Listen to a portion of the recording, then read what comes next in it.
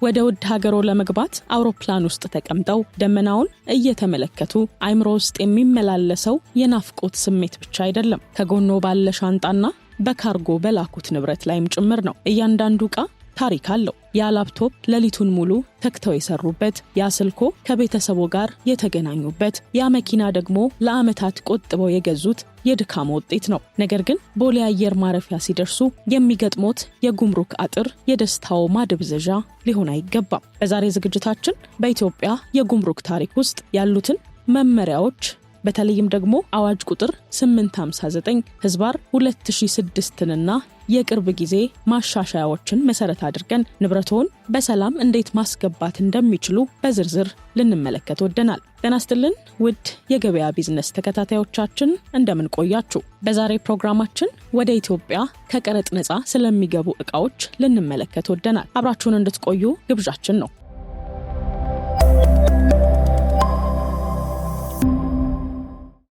ብዙዎች ከውጪ ዕቃ ስልክ ስንት ይከፈላል? ለምንድነው ዕቃዬን በጉምሩክ የተያዘው? ወይንም ደግሞ ዲያስፖራ ሲመለስ ምን አይነት መብት አለው የሚሉ ጥያቄዎችን ያነሳሉ። በዛሬ ፕሮግራማችን አዋጁን መነሻ በማድረግ ከቀረጥ ነፃ የሚባሉ መብቶችን፣ የቀረጥ ተመኖችንና ጥንቃቄ ሊደረጉ የሚገባቸውን የሕግ አንቀጾችን እንመለከታለን። በአዋጅ ቁጥር 859/2006 በተለይም ደግሞ አንቀጽ 87 ስር የሚገኘው በየቀኑ በሺዎች የሚቆጠሩ መንገደኞችን የሚመለከተው ክፍል ነው። ታዲያ በዚህ አንቀጽ ማንኛውም መንገደኛ ለግል አገልግሎት የሚውሉ ቁሳቁሶችን ከቀረጥ ነፃ ይዞ እንዲገባ ይፈቀድለታል። ለግል አገልግሎት ሲባል ምን ማለት ነው? ሕጉና መመሪያው በግልጽ እንደሚያስቀምጠው አንድ መንገደኛ ያገለገሉ የግል አልባሳትና ጫማዎች፣ ኤሌክትሮኒክሶች፣ መድኃኒቶችና ስጦታዎችን ይዞ መግባት ይችላል። ነገር ግን አልባሳትና ጫማዎች በብዛት ካልሆኑና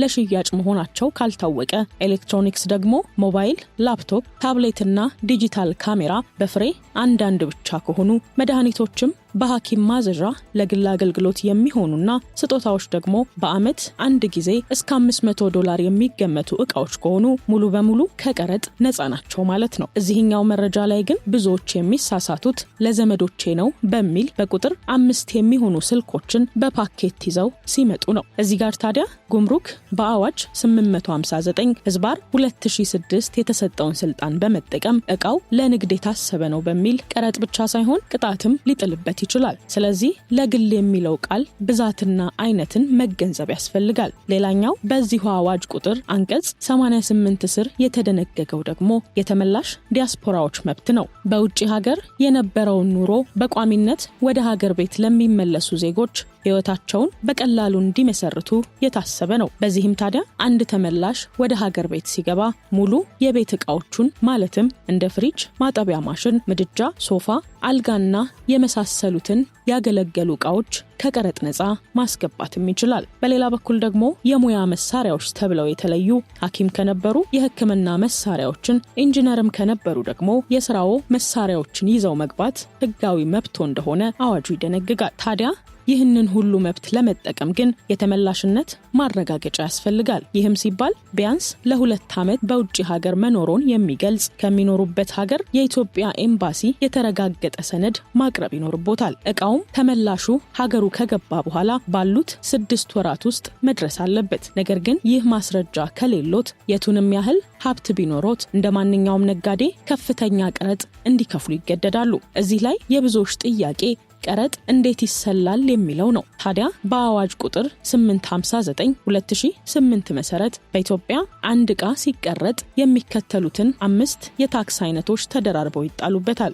የመጀመሪያው የጉምሩክ ቀረጥ ሲሆን እንደ ዕቃው አስፈላጊነት ከ0% እስከ 35% ይደርሳል።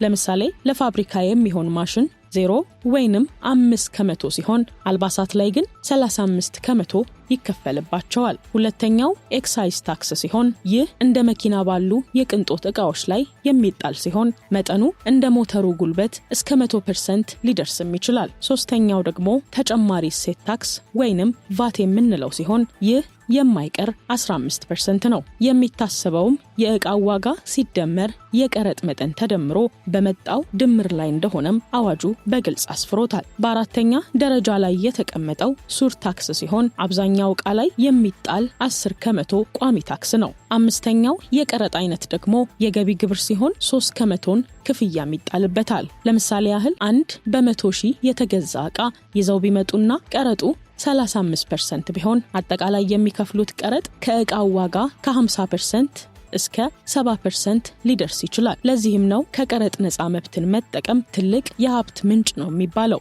ሌላው በዚህ አዋጅ አንቀጽ 160 የሰፈረው የቀይና የአረንጓዴ መስመር እንዲሁም ቅጣቶች ናቸው። በዚህም በአየር መንገዶች ወይንም በየብስ ወደቦች ሲደርስ ሁለት ምርጫዎች አሉት። የመጀመሪያው አረንጓዴ መስመር የሚቀረጥ ነገር የለኝም ብለው የሚያልፉበት ሲሆን፣ ሁለተኛው ቀይ መስመር ደግሞ የምቀርጠው ነገር አለኝ ብለው በታማኝነት የሚያሳውቁበት ነው። ታዲያ የሚቀረጥ ዕቃ ይዞ የለኝም ብሎ በአረንጓዴ መስመር ማለፍ እንደ ኮንትሮባንድ ስለሚቆጠር ከተገኘ ዕቃው ሙሉ በሙሉ ይወረሳል። በዕቃው ላይ የሚከፈለውን ቀረጥ እጥፍ ገንዘብ ቅጣትም ይጣልበታል። ከዛም ባሻገር ደግሞ እንደ ጥፋቱ ክብደት እስከ 5 ዓመት እናም ከዛም ባሻገር ደግሞ እንደ ጥፋቱ ክብደት እስከ 5 ዓመት ወይንም ደግሞ ከዚያ በላይ የእስራት ቅጣትን ሊያስከትል እንደሚችል በአዋጁ 859/2006 አንቀጽ 160 የኮንትሮባንድ ወንጀል ላይ ሰፍሮ ይገኛል። በሌላ በኩል የሚገቡት ዕቃዎች ከቀረጥ ነፃ ስለመሆናቸው የሚያስፈልጉ ማስረጃዎች ደግሞ የሊቪንግ ማረጋገጫ ማለትም ውጪ ሀገር ለ2 ዓመት መኖሮን የሚገልጽ ከኤምባሲ የተረጋገጠ ሰነድ፣ የጭነት ሰነድ ማለትም ዕቃው መቼና እንዴት እንደተጫነ የሚያሳይና የግዢ ደረሰኝ የጉምሩክ ባለስልጣናት የዕቃውን ዋጋ በራሳቸው ግምት ሳይሆን በእውነተኛው ዋጋ እንዲተምኑ እንዲረዳቸው እነዚህ መረጃዎች መሟላት እንደሚገባቸውም በአዋጁ በግልጽ ተቀምጧል።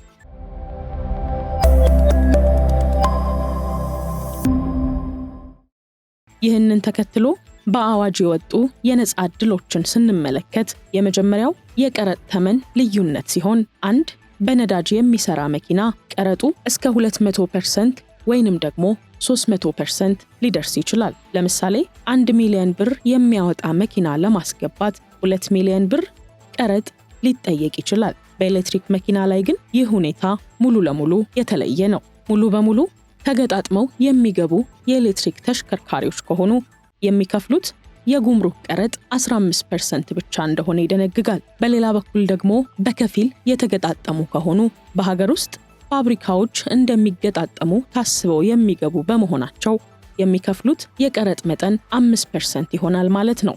ከዚህ በተጨማሪ ደግሞ ሙሉ በሙሉ በሀገር ውስጥ የሚገጣጠሙ የኤሌክትሪክ ተሽከርካሪዎች ከሆኑ ደግሞ 0% ወይም ምንም አይነት ቀረጥ እንደማይከፍሉ በአዋጁ ተቀምጧል። ይህ ሲባል ታዲያ በእነዚህ መኪናዎች ላይ ኤክሳይዝ ታክስ፣ ሱር ታክስ እና የተጨማሪ እሴት ታክስ 0% ወይም ነፃ ናቸው ማለት ነው። ይህም ማለት አንድ የኤሌክትሪክ መኪና ሲያስገቡ የሚከፍሉት 15% የጉምሩክ ቀረጥ ብቻ ነው ማለት ነው። ታዲያ ይህንን እድል መጠቀም የሚችለው ማን እንደሆነ በዚሁ አዋጅ አንቀጽ 88 ላይ ሰፍሮ ይገኛል። በአዋጁም መሰረት ተመላሽ ዲያስፖራዎች የኤሌክትሪክ መኪና ይዘው ሲገቡ በዚህ ልዩ ቅናሽ ተጠቃሚ መሆን ሲችሉ፣ በሌላ በኩል ደግሞ ነጋዴዎችና ግለሰቦች ናቸው። ይህም ሲባል ማንኛውም ግለሰብ ወይንም ድርጅት በህጋዊ መንገድ የውጭ ምንዛሬ ፈቃድ አግኝቶ የኤሌክትሪክ መኪና ካስመጣ ይህ ማበረታቻ ይመለከተዋል ማለት ነው። ይህ ማለት ደግሞ በአሁኑ ሰዓት በነዳጅ የሚሰራ አሮጌ መኪና በሚገዛበት ዋጋ ዘመናዊና አዲስ የኤሌክትሪክ መኪና ከውጪ ማስገባት ይቻላል ማለት ነው። ውድ የገበያ ቢዝነስ ተከታታዮቻችን ከዚሁ ጋር በተያያዘ ስለ መለዋወጫ ዕቃዎችና ስለ ቻርጀሮች እድል እናነሳለን። ታዲያ በአዋጁ መሰረት ንግድን ለማቀላጠፍ በሚል ለኤሌክትሪክ መኪናዎች አገልግሎት የሚውሉ ባትሪዎች፣ የመኪና ማደያ ላይ የሚተከሉ ፈጣን ቻርጀሮችና የቤት ውስጥ መኪና መሙያ መሳሪያዎች በዝቅተኛ ቀረጥ ወይንም ደግሞ በነፃ እንዲገቡ እንደሚደረግ በአዋጁ ተደንግጓል። ታዲያ እዚህ ጋር ልብ ሊባል የሚገባው ነገር ይህ መብት የሚሰራው ሙሉ በሙሉ በኤሌክትሪክ ለሚሰሩ መኪናዎች ብቻ ነው። ይህ ሲባል ሃይብሪድ በሚባሉ በነዳጅም በኤሌክትሪክም የሚሰሩ መኪናዎች እንደ ኤሌክትሪክ መኪና ሙሉ በሙሉ ነፃ መብት የላቸውም። ቀረጣቸው ከኤሌክትሪክ መኪና ይበልጣል፣ ከነዳጅ መኪና ግን ያነሰ ነው የሚሆነው። ስለዚህ መኪና ከመግዛታችሁ በፊት ሞተሩ ምን አይነት ነው የሚለውን ማረጋገጥ አለባችሁ። ምክንያቱ ደግሞ ኤሌክትሪክ ነው ተብለው ተገዝተው አገር ቤት ሲገቡ ሃይብሪድ ሆነው ተገኝተው ባለቤቶቹን ለከፍተኛ ቀረጥ የዳረጉ አጋጣሚዎች ስላሉ ማለት ነው።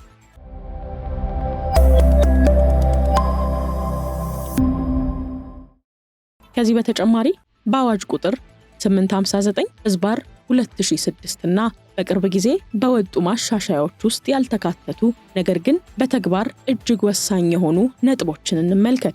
የመጀመሪያው የዋጋ ግምት ሚስጥር ሲሆን ብዙ ሰዎች ዕቃውን የገዛሁት $1000 ስለሆነ ቀረጡም በዚያ ላይ የሚታሰብ ነው የሚል ግምት አላቸው።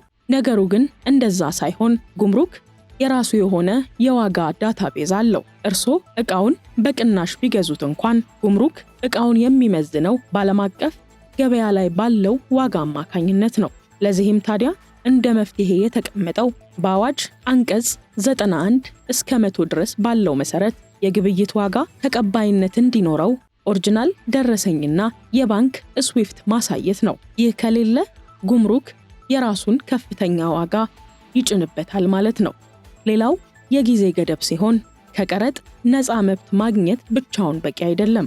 መብቱን መጠቀም የሚቻልበት የጊዜ ገደብ እንዳለም ተቀምጧል። የመጀመሪያው ለተመላሾች ሲሆን አንድ ተመላሽ ዲያስፖራ የነፃ መብት ደብዳቤውን ካገኘ በኋላ ንብረቱን በ6 ወራት ውስጥ ማስገባት አለበት። ካልሆነ ግን ከ6 ወር በኋላ የሚመጣ ዕቃ መብቱ አልፎበታል ተብሎ ሙሉ ለሙሉ ቀረጥ ሊጠየቅ ይችላል። ሌላው የማስያዣ ክፍያ ሲሆን ዕቃው ጉምሩክ መጋዘን ገብቶ ሳይወጣ ከቆየ በቀን የሚታሰብ የመጋዘን ኪራይ ይኖርቦታል። አንዳንድ ጊዜ የመጋዘን ኪራይ ከዕቃው ዋጋ በላይ የሚሆንበት አጋጣሚ ስለሚኖር ዕቃን በፍጥነት ማውጣት ወሳኝ እንደሆነ ይነገራል። የመጨረሻው ደግሞ ከቀረጥ ነፃ የተገዛ ዕቃን የመሸጥ እገዳ ሲሆን ከቀረጥ ነፃ ያስገቡትን ዕቃ ለምሳሌ መኪና ሊሆን ይችላል፣ ማሽን በፈለጉት ጊዜ መሸጥ አይችሉም። በዚሁ አዋጅ አንቀጽ 89 መሰረት ከቀረጥ ነፃ የገባ ዕቃ ለሌላ ሰው መተላለፍ ወይንም ደግሞ መሸጥ የሚችለው